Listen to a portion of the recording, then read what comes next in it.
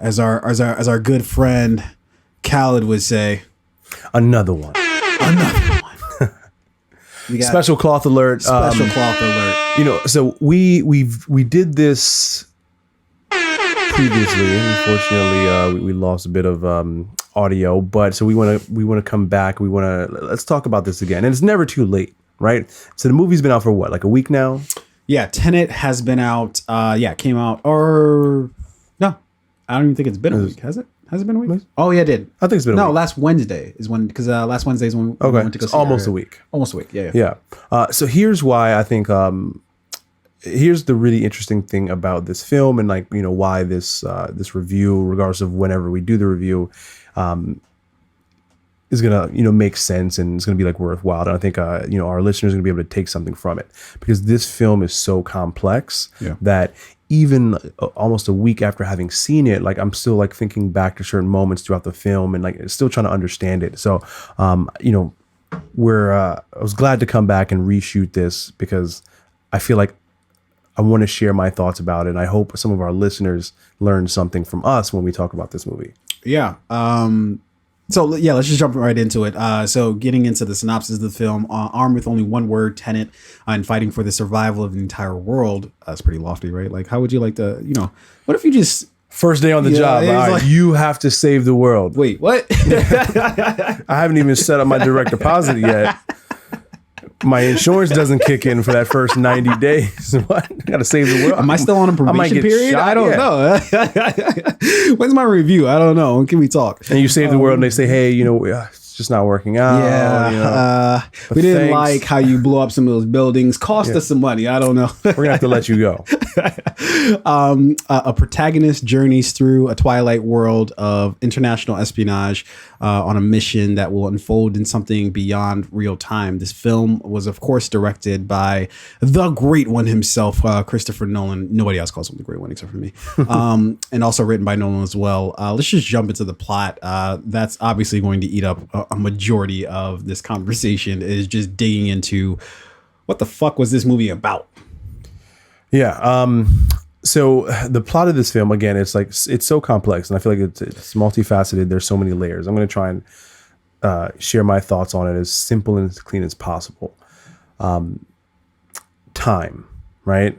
This movie explored the complexities of time and I saw it in three different ways, right? There's like the past, there's the future, there's current time, and time itself is kind of like a living, breathing organism in which, you know, and I used the house analogy the last time we spoke. Like when I watched this movie, I couldn't help but thinking to myself, like, there's like a house, right?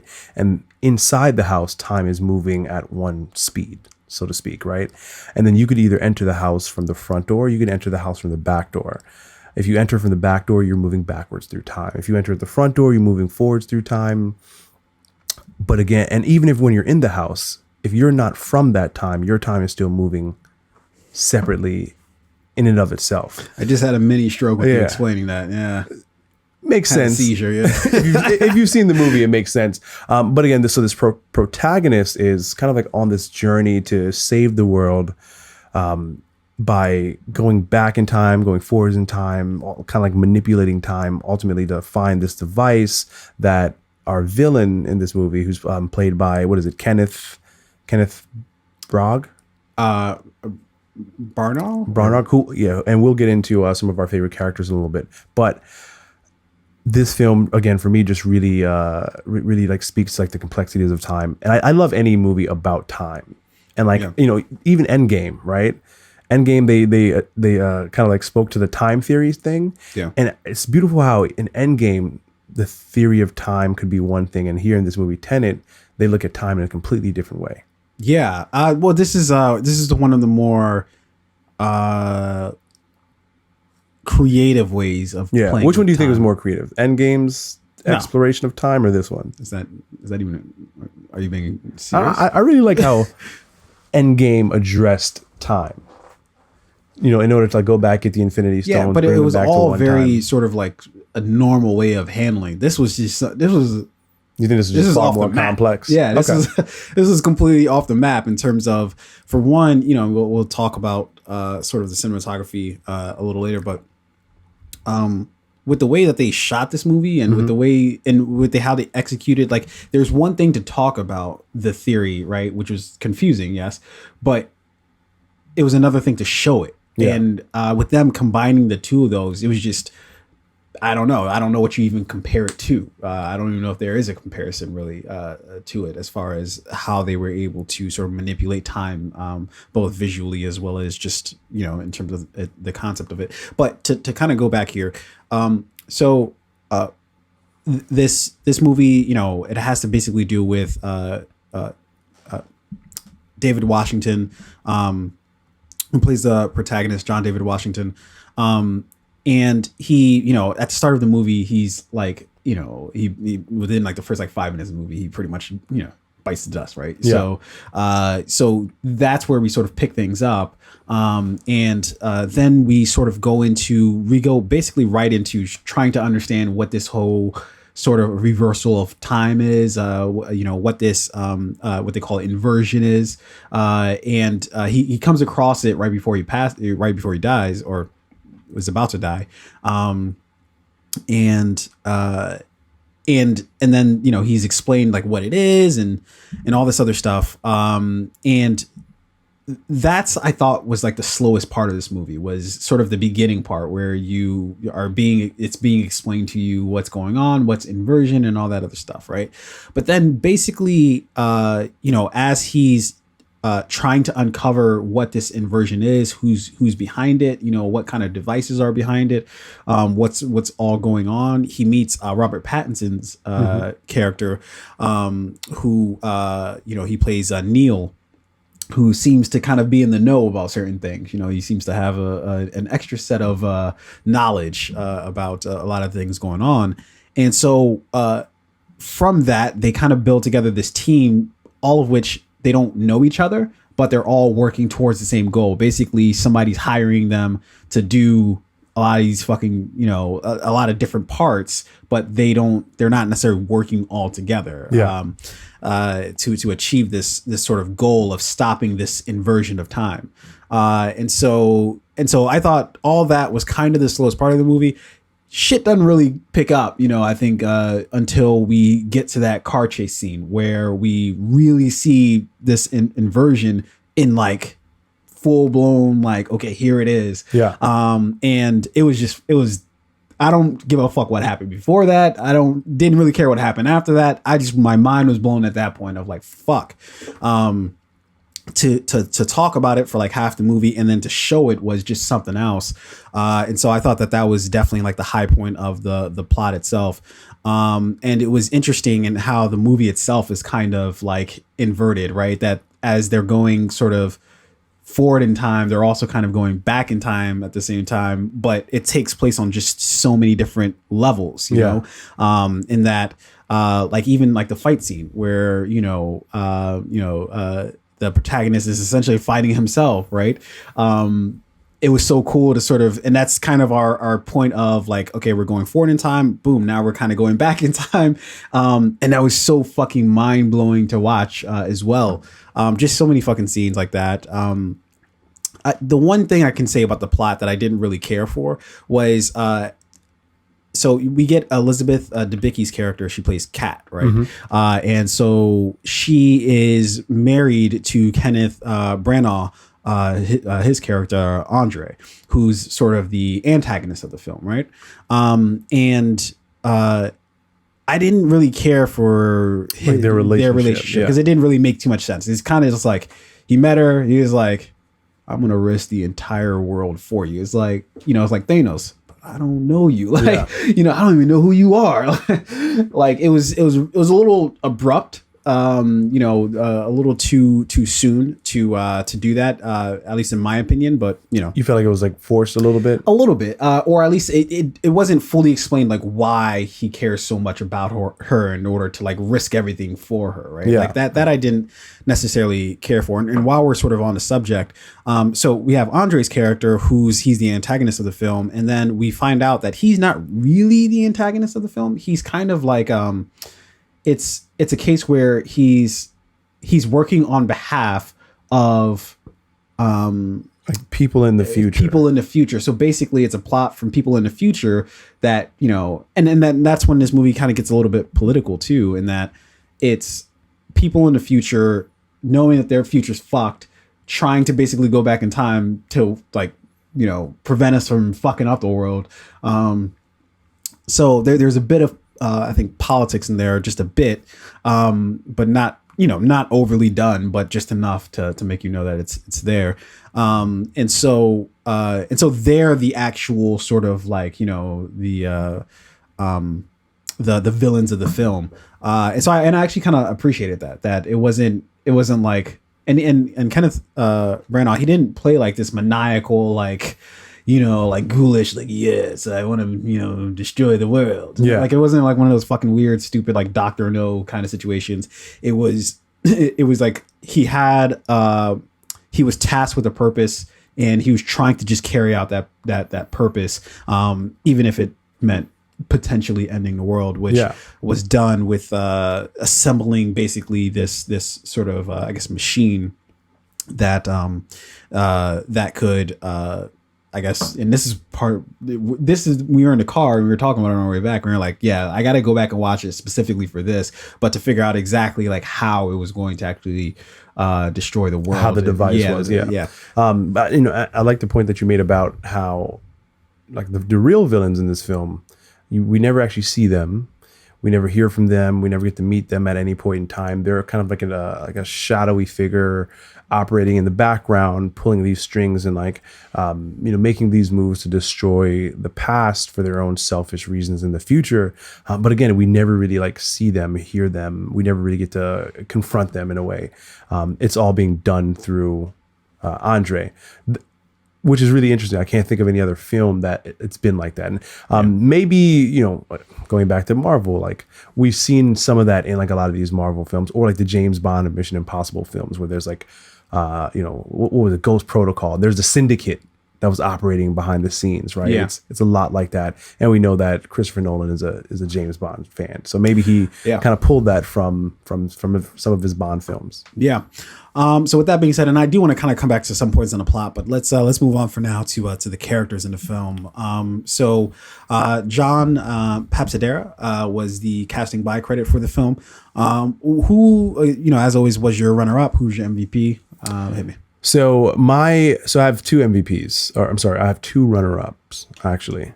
First runner-up is Kenneth How are we going to say his name? We need to get on the same page about this. I believe it's pronounced Branagh. Branagh? Yeah, okay. see, So Kenneth Branagh. I have a public school education. So Kenneth Branagh is my one of my runner-ups. I think his performance was, you know, I liken it to Josh Brolin's performance as Thanos, right? He wasn't this, like, grand villain. He didn't have a scar on his face, and he didn't, like, knife people up and kill people in strange ways, or, like, eat someone's heart in the movie, and, like, do anything that made you... Why did you pull that up specifically? Did you just finish, like, watching something that somebody ate somebody's heart? No, it would be scary though, right? Like, if you pull that out of nowhere. If you saw somebody do that, you'd be like, dude, I'll tell you whatever you want to do. But, like, he's not just this, like, grand villain, right? He's this guy who you know, is being provided a lot of, like, powerful information from people in the future. And I'm not going to say he's a puppet, but he's, you know, he's not the guy at the top of the list. He's not the guy pulling the strings. He's taking orders from the future, right? And his relationship with his wife, played by Elizabeth Debicki, Kat, that's kind of like what's driving him as well, right? You know, he's having this strange relationship with his wife. He's like, well, if I can't have you, no one can have you. And if I have to destroy the world to make sure that no one has you, I will do that, right? And he's being given the information and the mechanisms to do that from the people in the future. Yeah. But again, throughout this film, you kind of, I don't know, I kind of like the guy. All right. Right. I don't know. That's one way to go about it. He had he was believable. He kind of had a charm to him, which is just a huge shout out to, you know, Kenneth We just Branagh. Yeah. So, and how he played this character, how he brought this character to life. Yeah. I love like the delivery of it. I love like the charm that he had and like how he was just so believable. Yeah. So my second runner up is going to be Dimple. What is her last name? I don't want to get it. So it's Dimple Kapadia, who plays Priya.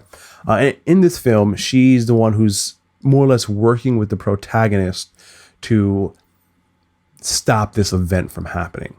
She's not quite a good guy. She's not quite a bad guy. She's just a broker of information. So again, the actress who plays her, Dimple Kapadia, I think she just did it tastefully.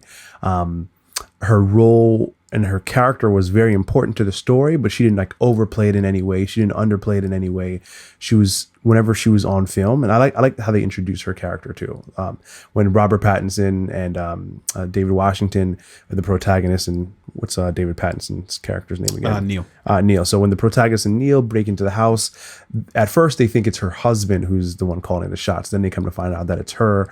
And again, she just plays this broker of information throughout the film. I thought she did that beautifully. Yeah. My MVP for this film has to be none other than John David Washington. I thought he just had a stellar performance from the very beginning. Believable. He pulled off the action. He pulled off the charm. He pulled off the humor. He pulled off the intensity, in my opinion. I can't think of a time in the movie where once he told us who his character was, that he ever like broke character, right? So for me, MVP. And he even had a bit of like, there were certain scenes in which I'm like, I think he's a strong actor on his own, but we know who his father is. There were certain times throughout this film where I'm like, he's got that Denzel charm right there. Like, he maybe said or did something in a way that like Denzel would have, which, you kind of love to see that. So he's my MVP for this movie. Yeah. I think my runner-up is it's going to have to be John David Washington. For all the reasons that you said. For me, it was a little bit of a mixed bag for him as far as like the performance goes. I thought there were some parts he was extremely great at, and then there were some other parts where I was like, oof. Yeah, I don't know, about this particular scene right here. But I think when he was great, he knocked it out of the park. And when he wasn't, But in either way, I think that what he was able to do with this film was amazing. Like the part where he goes and they're eating at lunch. the restaurant, at the restaurant, and what does he say? He says, he says, "Oh, can I take your?" Or I'll get the waiter to take your order. He's like, "No, just pass it along." Yeah.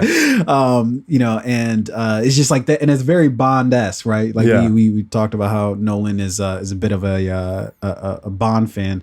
And so that was a very Bond-like moment there where it was just very cool, very, very smooth. He didn't skip a beat, he just kept it pushing, Yeah. And so I thought he executed some of those things really well. But yeah, I think there were just some points, and I think maybe even more specifically, some of the the romance stuff, and it wasn't really like a romance. I can't even call it that, right? Like there wasn't really that much of a romance to call it a romance. But with him and Kat's character, or Kat, the character of Kat rather, it was some of those moments where I was just like, like it didn't quite sell it. It just didn't. Yeah, it just didn't land. But I don't know how much of that was with him versus like the script, right? Like that, perhaps he was trying to manufacture something that wasn't just there, right? It wasn't there on the pages for him to work with. But in any event, I thought, and also I do want to give a shout out to Elizabeth Debicki, who played Kat, as well as Aaron Taylor Johnson, who played Ives. I think it's called Ives, or Eves, I guess.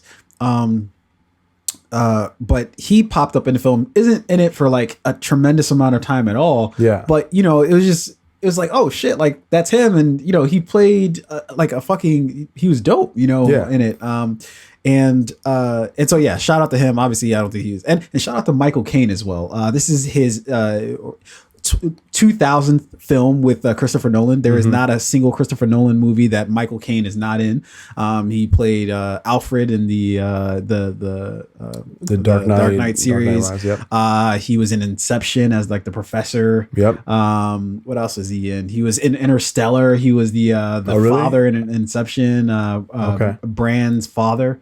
Damn. So every time Christopher Nolan's about to do a film, he just knows. Yeah. He knows he's in it. He's like, he doesn't even have to audition. He doesn't have to. He just shows up when filming starts. yeah, he's like, look, I need a new addition to the house. What do you got for me? What role do you have for me now? What easy money can you send my way?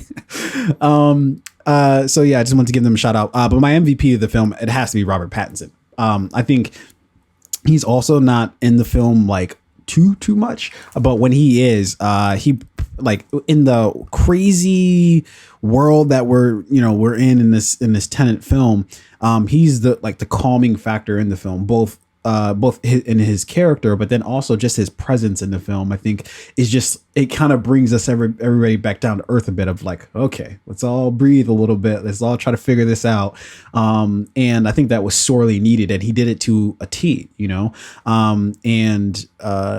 yeah, and his chemistry with John David Washington, I think, was very apparent, that they both had a very that was a relationship that I found very, very believable. And so yeah, I got to give it up for Robert Pattinson, vegan Batman himself. I think did a fantastic job with the film. And this makes me think about what he's going to do with this Batman role. And an interesting bit is that him and Nolan never talked about Batman, even though Pattinson's playing, the new, or what would, be a new Batman series. And Nolan is the director of probably the quintessential Batman trilogy. But they never talked about, I guess it's like, that body of work is something I've already done. Now you're stepping into this thing. Yeah. We don't need to talk about it. You don't need my advice. Just like take it, own it for yourself and let it be what it is. Yeah. So with that being said, let's move on to the cinematography of the film. The cinematographer for the film was Hoyt van Hoytema, who has done the last, I think, 2, maybe 3 Nolan movies. He's done Dunkirk, Interstellar, as well as I believe Inception. Maybe I got that wrong. But in any event, he's worked with Nolan quite a few times, and I'll let you go first before I. Yeah, I mean, if you're watching this on YouTube, you're also seeing some of the behind the scenes footage of how they filmed this on IMAX. Is there anything else you can say other than it was exceptional how they shot this movie? No. From the more dynamic shots, the more dynamic scenes, like the car chase scene on the highway, some of the fight scenes, the hand-to-hand combat scenes. I think it was done appropriately. It was intense when it needed to be intense. It was dynamic when it needed to be dynamic. It was like in those moments where where they're having more privileged conversation, right? You kind of like felt like the intensity of the moment. So everything that they needed to do to capture, again, the fight scenes, the how time was actually, because time was like a character in the film, right? Yeah. So you have to make sure that's captured on film in a way that it feels like a character and like a living, breathing, moving thing. And they did that in every way. Yeah. I don't know. I can't imagine how difficult of a project this was, and we talked about this when we first recorded, but what was that phone call like, or what was that first meeting like between Nolan and Hoyt van Hoytema? Hey, how's it going? How's it? How are the You kids? busy? Yeah. I'm like, no, I'm not busy. Everything good? Yeah. Got this idea. So here's what we're going to do. We're going to be going forwards in time, right? Just like normal. And then we're also going to be going backwards in time, but that's also happening forwards in time. Yeah. He's just like, and you've got to film time moving forwards and backwards at the same time. Like, all right. Okay. Cool. You kiss your wife and the children, you tell them goodbye. I don't know when I'll see you guys again. Yeah. Playing the White Clef Jean. So go on to November. But yeah, he simply outdid himself with this film. It was, I don't know. I think it was sort of a revelation in filmmaking. But and I don't know what the process was of them putting this all together. But to me, it was nothing short of sensational. What they were able to do with this film, and how they were able to do it, and to do it in such a way that felt organic. Because I would imagine if this was literally any other director, they would have just CGI'd the fuck out of everything. Right? Yeah. But if they use CGI, I couldn't fucking tell you where they fucking use CGI. The only time that I'm pretty sure that they used CGI was when Andre's character falls off the boat. That's literally the only time, because it's like, all right, well, yeah, true. Yeah, he caught it pretty bad. I don't think they actually had him doing that. Yeah.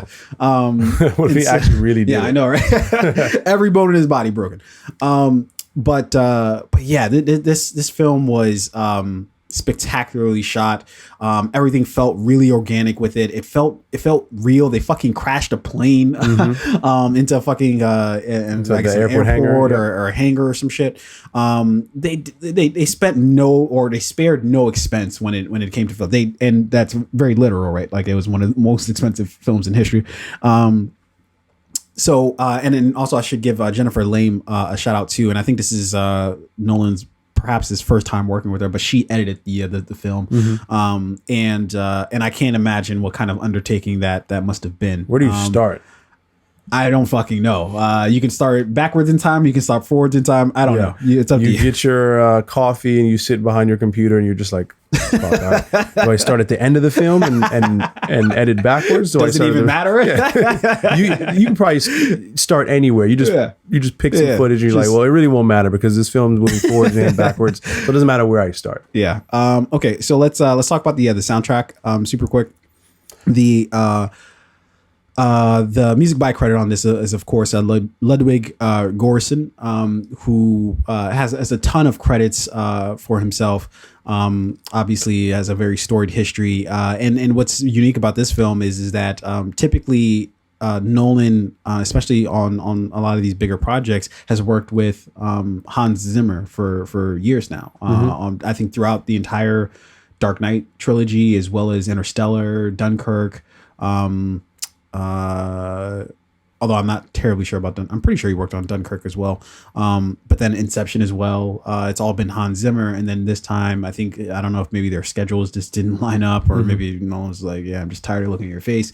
But but they went with Ludwig Göransson, who did a lot of like dope things too, right? Like he did the soundtrack for Creed 2, Black Panther, Atlanta. He did I think like an episode of that, where he has the music credit on that as well. The first Creed, the show Community, just a bunch of stuff that's just like pretty dope. Yeah, all films in which like the soundtrack and the score and the music played a huge role in the movie. Yeah. When it comes to this movie, I'll be honest when I say that I don't remember music in any particular scene that like really stood out to me. I don't remember the score, and that's not a bad thing. This movie, there's so much to pay attention to. Yeah. Like as you're watching one scene happening, you're still trying to figure out what you just watched. So for me, remembering the score, remembering the music, I didn't get it on my first pass. Yeah. But again, that means that the score was done purposefully, it was done tastefully, it was done in a way that complements the film, that doesn't like overshadow the film in any particular way or overshadow any scene in any particular way. Yeah. So though I don't remember the score, what I do remember is sound and like the use of sound throughout this movie and how amazing the sound quality was, and like sound being a part of those scenes, like the car chase scene on the highway. Yeah. I remember us sitting in the car and I told you like, it was kind of, it added a level of intensity to it. Being able to hear the engine in the car as they're driving down the highway, changing gears, switching lanes, and you're getting all of that sound. So I thought that was done beautifully. Yeah. Yeah, and for those confused by what we were talking about, we actually went to it was a really dope experience. We went to a drive-in theater to go see Tenet. We were basically telling the theaters, not today. You're not going to get us today. Fuck no. With the Rona. But yeah. Yeah, as we were sort of like listening to the movie and kind of going along, yeah, the score wasn't. I don't think it was too much of a factor, at least as far as like, okay, you're trying to figure like a couple different things out, and so you're just like, all right, that's not necessarily what you're paying attention to. But what I can say about the score is that it had it was very Bond-esque in terms of like some of like when we would come into like an establishing shot of of a whatever the landscape is, right? It's very sort of like you get the Bond like high strings, and like the orchestra, oh, man, like kind of, yeah, we're setting it up here, for us to see whatever it is that we're about to be shown. That was definitely used a lot in the film, and then also the obvious thing is the track by Travis Scott at the end of the film, which I thought was, it felt like one of those things where the studio is like, yo, we got to do something. Like, you gotta appeal these to the millennials people under 25 or something. How do we get young kids to see this movie? Put a Travis Scott song. Is Kylie on it? Is Kylie available? Can she get on the track? No? All right, fuck it. It was oddly placed, but I'm gonna have to listen to the whole song. Yeah. Because we only heard a little bit of it at the end. Just a little snippet. Yeah. But yeah. Okay, so with that being said, man, any last remarks for the film Tenet? Yeah, I cannot wait to see this film a second time. Again, as I said, like in the first pass, you're not going to get everything. It's so complex, it's so dynamic, and it's a film that I feel like the second time around, you're going to enjoy it just as much. You're going to understand it a little bit more. You may have like a different experience when you watch it the second time around, which is what makes a great movie. You don't want to just see it once, you want to see it twice. So I loved it. I recommend anybody see this film. I think it's a stellar project. Thankful for the experience and the opportunity to go to a drive-in movie theater and see this. Yeah. So the one or the last couple of things I'll say about it is like, yeah, going back to this whole the plot of it, like with the inversion of time. I don't think, us trying to explain it, we just sound like idiots trying to like, okay, you go forwards and then you go backwards. There's a house, you go through it somehow. I don't know. But I think that it was one of Nolan's, if not Nolan's most complicated movies. And like unashamedly, like it knew it was complicated, and it was just like, yeah, I'm just going to be complicated. Sorry. But it doesn't stop you from actually enjoying the film. Like there's nothing about the plot that's like, that prevents you from being like, oh shit, this is so fucking dope. What I'm seeing right now. With that being said, I will maintain everything that I said about the film prior to its release, in that this is not the film to save theaters. Like the fact that they even thought that at all is hilarious. Like this movie is so fucking complicated. I'm not going to take a 5-year-old child to go see Tenet and think, like, no. Do you understand how Inversion works? It had some good first weekend numbers though, didn't it? Like I don't know, 20 million. Look, I think it did like about 20 million. I think it was originally projected to do maybe 25 to like 30 or something like that. Is sort of, I think, where it was hoping to be. It underperformed, I guess, for their estimates, but given the fucking scenario, who gives a shit what the fucking numbers look like? Like it doesn't really matter. I guess what they were trying to judge it is like, okay, if they get like a lot of people out to the theaters, then it's like, oh shit, okay, full steam ahead with us returning to kind of business as usual as the theaters go, as far as the theaters go. Now that's definitely not the case, right? Especially here in America, and I think I read some numbers that it was pulling in like a 150 mil globally. Okay. Which is obviously clearly like a lot better than 5% of what the movie cost. Yeah, what's better? It was 20 million over Labor Day weekend and 150 international, with 30 million from China. 130, you said, for the 150. I'm sorry. So yeah, I guess a little bit of a mixed bag there, as far as the return.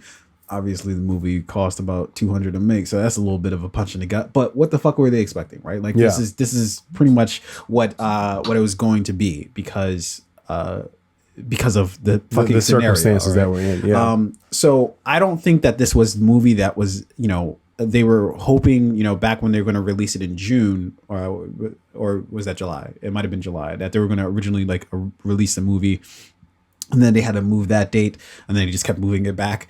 I think that they had really terrible expectations at that point, because if you were talking about like maybe a Wonder Woman movie, maybe you're talking about a Black Widow movie, maybe you're talking about even I don't know, even Bond, right? The actual Bond, right? Yeah. Those would have been all better suited to potentially quote unquote save the theaters, right? More is it because like it's a wider audience, right? Wider audience. You can bring the kids. Absolutely. You may go see it with your friends. Yeah, and you may family. not take the kids to go see Bond plow another Bond girl, but but yeah, But like a Wonder Woman. What is the other Black Widow maybe? Yeah. Yeah, those would have been all better served. And I'm a huge Nolan fan. He's my favorite director. So I'm not mad at the movie. I absolutely love the movie. I had a great time watching it, but I think it was just stupid to think that this would ever be the one to be like, all right, everybody's excited to go back out to the theaters to go see this. Now, if you hit me with like an Endgame, all right, I might come out to that, but with this, it's just, the subject matter and just with how the movie plays out was not conducive, I think. Really gonna be interesting to see like what the numbers look like over the course of the next few weeks, right? Like I would say like if they dip or if they keep going up, gradually as people start to get more and more comfortable with the idea of going to the theaters. And now that more AMC's are opening, how is that going to impact? Like if the movie's doing well, right, and the movie theaters are opening back, and then people are like, okay, well, movie theaters are open, and we hear that movie's good, it's doing well. Is that going to influence people to go back to the theaters? What's that going to do to like investor confidence? Is AMC, is their stock price going to increase? Because that's my primary concern. You're always worried about this. Since I'm a stockholder. So if, listen, we went out and saw this movie. I highly, highly recommend you go out and see this movie as well. Because I need that stock. I need that stock bump. Need the stock boost. So as always, man, we press play on the movie Tenet. Obviously, if you guys are listening to this review, then hopefully you did as well. Otherwise, you just got some major fucking spoilers. Whoops. Let us know what you felt about the movie below. Did you like the plot? Did you not like the plot? Who'd you like in the movie? Do you understand what the fuck is going on with Inversion? Do you think this was the movie to get people back out to theaters? And if you did, what was your story? Did you actually go to theaters to watch this, or did you see it on bootleg? Like, let us know below. Maybe do it through a burner account. So they don't your Kevin Durant burner account. Yeah, they don't trace it back to you. But let us know nonetheless in the comment section below. We definitely appreciate the commentary. But with that being said, ladies and gentlemen, we have arrived at the conclusion of this abbreviated Fade podcast episode. As always, if you listen to the entire thing, we definitely appreciate you. We love you guys. But go ahead and hit that like button, hit that subscribe button, hit that share button. Share the shit with everybody and anybody who you think can benefit from it. With that being said, I think we will hit our very, very usual protocol. Fade out. Peace the fuck out. Inversion. I'm definitely gonna be doing that.